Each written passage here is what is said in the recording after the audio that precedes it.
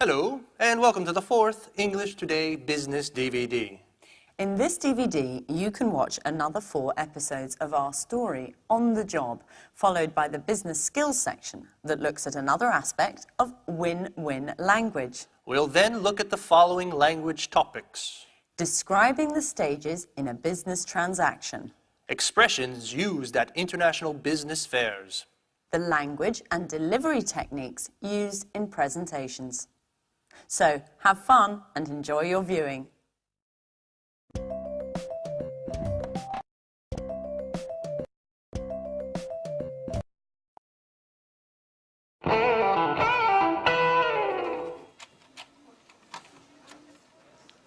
Who's in charge of delivery to the Blue Moon bookshop? Ann and I. Why? They've just telephoned complaining that they haven't received anything yet. Well, that's impossible. I sent the delivery 5 days ago. That's just it. I don't understand what could have happened. The merchandise should have arrived by now. Anne, call the shipping agents to find out what's up.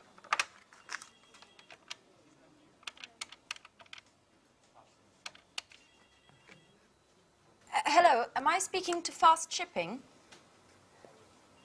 This is Anne Baxter from Pilgrim Publishing. I'd like to follow up on the merchandise we sent 5 days ago. Sorry? What? That's impossible. There must be some mistake. You can't have delivered it. Our client has just telephoned saying that they haven't received anything yet. Okay. Okay, I'll take a look at the paperwork and get back to you. Yeah, bye-bye. Well, Fast claims that the goods were signed for by the consignee. Rachel, go get the bill of lading. We need to look into what caused this mistake. Gary, are you sure you provided the exact address? Certainly, I still remember it. It's 35 Lafayette Avenue, Orange. That's it, all right. What about the duty? Do you remember paying it? Duty? Excuse me, Mr. Stevens, but we're EU members and aren't required to pay duty. Merchandise is free to move between the member states, and duty is no longer required, nor is documentation. EU? What does Europe have to do with it? Excuse me, but Orange is in France, isn't it?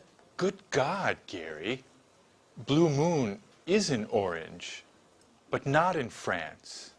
Orange is a city in Massachusetts, USA. Call the bookshop immediately. What an idiot. That's why I paid less on freight charges than was budgeted.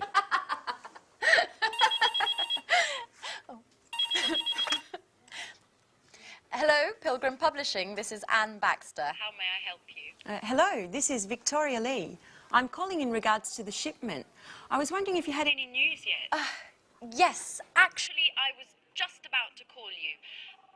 Unfortunately, there's been a misunderstanding, but don't worry. We're taking care of things on our end, and you should receive the goods very soon. Could you tell me exactly what's happened? My boss is extremely upset.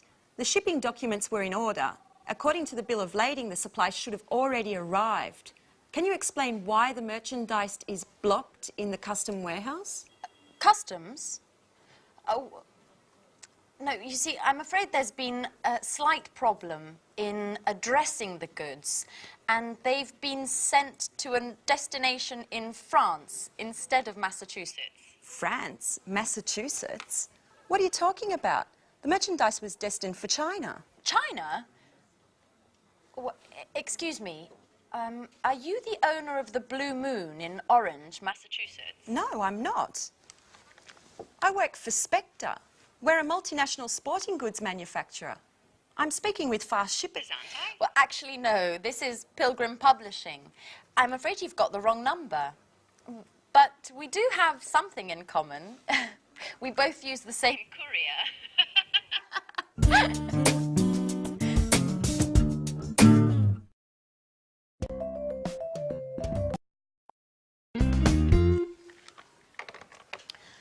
Life is funny. I dial a wrong number, and who do I call? A publishing house. Maybe it's fate. Nice young woman as well. What was her name? Anne Baxter, that's right. We use the same couriers and are both having problems with deliveries. What a strange coincidence. Mrs. Lee, have you spoken with fast shippers yet? Not yet. The number's always busy. We have to figure out what's happened. This delivery delay is costing us a lot of money. The courier assured us that the merchandise didn't have to pass through customs, that it would have left their warehouse with the customs bill already compiled, without any additional customs requirements. That's right. Considering the shipping costs, they're so high because they include all international delivery costs, such as transit, loading and unloading, assembly, and warehouse storage costs. Just a moment. I've got it. Did you remember to attach the certificate of origin, Mrs. Lee? The certificate of origin? I don't really know what that is. It's never been required for our shipments. The certificate of origin is that document which states the merchandise's country of origin for customs purposes.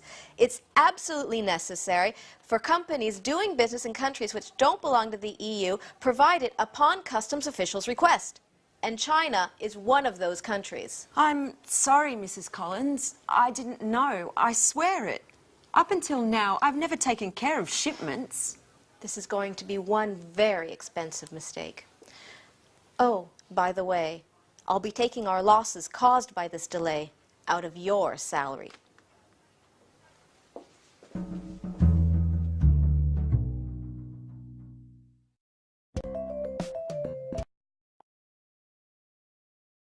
Orange, France, Orange, Massachusetts.